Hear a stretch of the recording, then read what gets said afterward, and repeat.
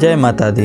नमस्ते, मैं हूं धर्मेंद्र कुमार मिश्रा और आप देख रहे हैं हमारे यूट्यूब चैनल। आज की इस वीडियो में हम लोग दुर्गा सप्तशती के 11वें अध्याय का अध्ययन करेंगे, जिसमें देवताओं द्वारा देवी की स्तुति तथा देवी द्वारा देवताओं को वरदान के बारे में बताया गया है। तो चलिए पाठ का श्रवण करते हैं। जय माता दी। मैं भुवनेश्वरी देवी का ध्यान करता हूँ।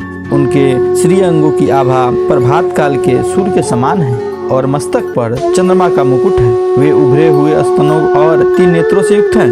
उनके मुख पर मुस्कान की छटा छाई रहती है और हाथों में वरद, अंकुश, पास एवं अभय मुद्रा शोभा पाते हैं। ऋषि कहते हैं, देवी के द्वारा वहाँ महादैत्यपति शुंभ के मारे जाने पर इंद्र आदि देवता अग्नि को आगे करके उन कल्याणी देवी की स्तुति करने लगे।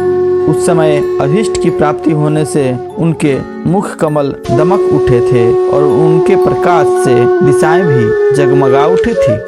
देवता बोले, शरणागत की पीड़ा दूर करने वाली देवी, हम पर प्रसन्न हो। संपूर्ण जगत की माता प्रसन्न हो। विश्वेश्वरी, विश्व की रक्षा करो। देवी, तुम ही चराचर जगत की अधीश्वरी हो। तुम इस जगत का एकमात्र आधार हो, क्योंकि पृथ्वी रूप में तुम्हारी ही स्थिति है। देवी, तुम्हारा पराक्रम अलंघनीय है। तुम ही जल रूप में स्थिर होकर संपूर्ण जगत को तृप्त करती हो। तुम अत्यंत बल संपन्न वैष्णवी शक्ति हो। इस विश्व की कारणभूता परामाया हो। देवी, तुमने इस समस्त जगत को मोहित कर रखा है। तुम ही प्रसन्न होने पर इस पृथ्वी पर मोक्ष की प्राप्ति कराती हो। देवी, संपूर्ण विद्याएं तुम्हारे ही भिन्न भिन्न स्वरूप हैं। जगत में जितनी स्त्रियां हैं वे सब तुम्हारी ही मूर्तियां हैं। हे जगदम्ब, एकमात्र तुमने ही इस विश्व को व्याप्त कर रखा है। तुम्हारी स्तुति क्या हो सकती है? तुम तो स्तवन करने योग्य पदार्थों से परे एवं पराबाणी हो। जब तुम सर्व स्वरूपा देवी स्वर्ग तथा मोक्ष प्रदान करने वाली हो, तब इसी रूप में तुम्हारी स्तुति हो गई। तुम्हारी स्तुति के लिए इससे अच्छी उक्तियाँ और क्या हो सकती है? बुद्धि के रूप में सब लोगों के हृदय में विराजमान रहने वाली तथा स्वर्ग एवं मोक्ष प्रदान करने वाली नारायणी देवी, तुम्हें नमस्कार है।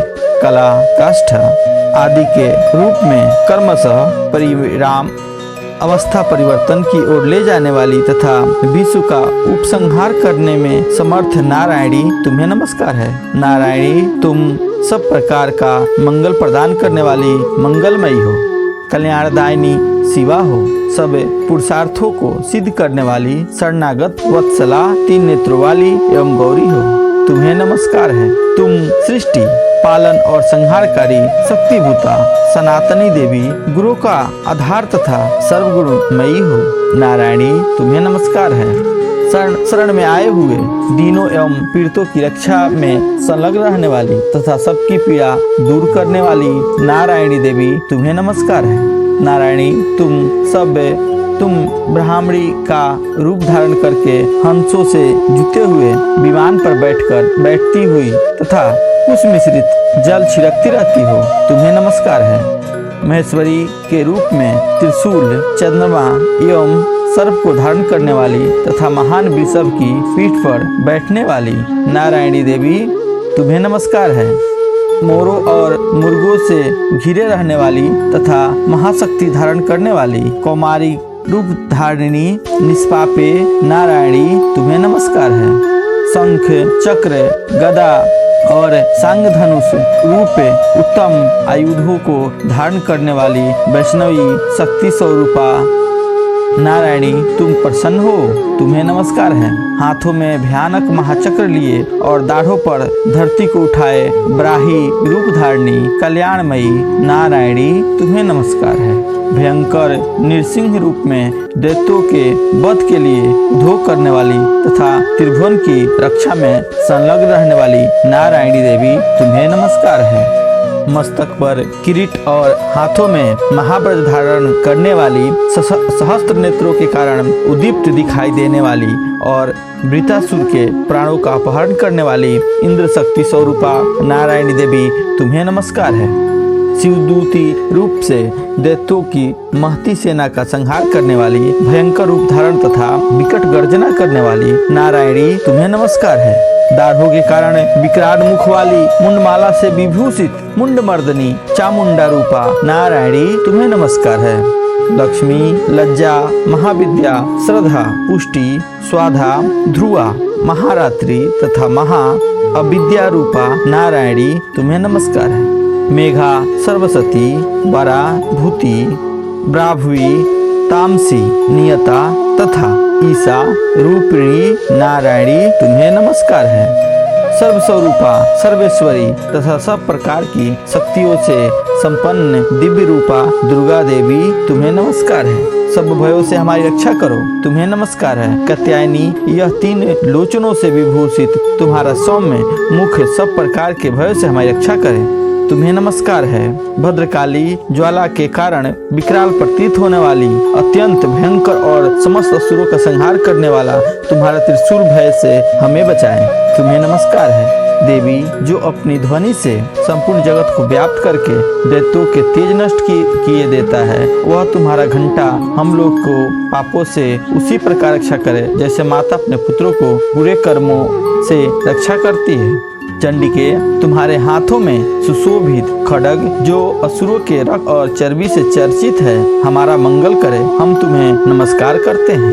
देवी, तुम प्रसन्न होने पर सब रोगों को नष्ट कर देती हो और कुपित होने पर मनवांछित सभी कामनाओं का नाश कर देती हो। जो लोग तुम्हारी शरण में जाकर चुके हैं उन पर विपत्ति तो आती ही नहीं। तुम्हारी शरण में गए हुए मनुष्य दूसरों को शरण देने वाले हो जाते हैं। देवी अंबिके, तुमने अपने स्वरूप को अनेक रूपों में अनेक भागों में विभक्त करके नाना प्रकार के रूपों को जो इस समय इन धर्मद्रोही महादैत्यों का संहार किया है, वह सब दूसरी कौन कर सकती है। विद्याओं में ज्ञान को प्रकाशित करने वाले शास्त्रों में तथा आदि वाक्यों वेदों में तुम्हारे सिवा और किसका वर्णन है तथा तुमको छोड़कर दूसरी कौन ऐसी शक्ति है जो इस विश्व को अज्ञानमय घोर अंधकार से परिपूर्ण ममता रूपी गढ़ में निरंतर भटकती रहती हो।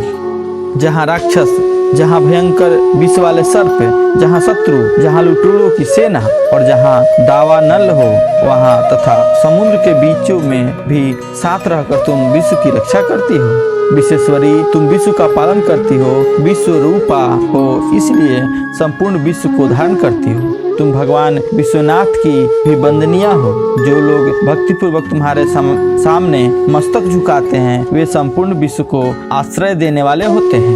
देवी प्रसन्न हो, जैसे इस समय असुरों का वध करके तुमने शीघ्र ही हमारी रक्षा की है, उसी प्रकार सदा हमें शत्रुओं के भय से बचाओ। संपूर्ण जगत का पाप नष्ट कर दो और उत्पात एवं पापों के फलस्वरूप प्राप्त होने वाले महामारी आदि बड़े बड़े उपद्रवों की शीघ्र दूर करो। विश्व की पीड़ा दूर करने वाली देवी, हम तुम्हारे चरणों पर पड़े हुए हैं, हम पर प्रसन्न हो। त्रिलोक निवासिनियों की पूजनिया परमेश्वरी, सब लोगों को वरदान दो। देवी बोली, देवताओं, मैं वर देने को तैयार हूँ। तुम्हारे मन में जिसकी इच्छा हो वह वर मांग लो। संसार के लिए उस उपकारक वर को मैं अवश्य दूंगी। देवता बोले, सर्वेश्वरी, तुम इसी प्रकार तीनों लोकों की समस्त बाधाओं को शांत करो और हमारे शत्रुओं का नाश करती रहो। देवी बोली कि देवताओं, वैश्वत मनवंतर के 28वें युग में शुंभ और निशुंभ नाम के 2 अन्य महादैत्य उत्पन्न होंगे। तब वे नंदगोप के घर में उनकी पत्नी यशोदा के गर्भ से अवतीर्ण हो विंध्याचल में जाकर रहूंगी और उक्त दोनों असुरों को नाश करूंगी।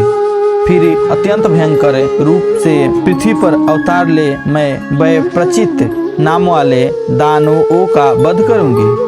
उन भयंकर महादैत्यों को भक्षण करते समय मेरे दांत अनार के फूल की भांति लाल हो जाएंगे। तब स्वर्ग में देवता और मृत्युलोक में मनुष्य सदा मेरी स्तुति करते हुए मुझे रक्त दंतिका कहेंगे। फिर जब पृथ्वी पर 100 वर्षों के लिए वर्षा रुक जाएगी और पानी का अभाव हो जाएगा, उस समय मुनियों के स्तवन करने पर मैं पृथ्वी पर अयोनिजात रूप में प्रकट होऊंगी और 100 नेत्रों से मुनियों को देखूंगी। अतः मनुष्य शताक्षी इस नाम से मेरा कीर्तन करेंगे। देवताओं, उस समय मैं अपने शरीर से उत्पन्न हुए शाकों द्वारा समस्त संसार का भरण पोषण करूंगी। जब तक वर्षा नहीं होगी तब तक वे शाक ही सबके प्राणों की रक्षा करेंगे।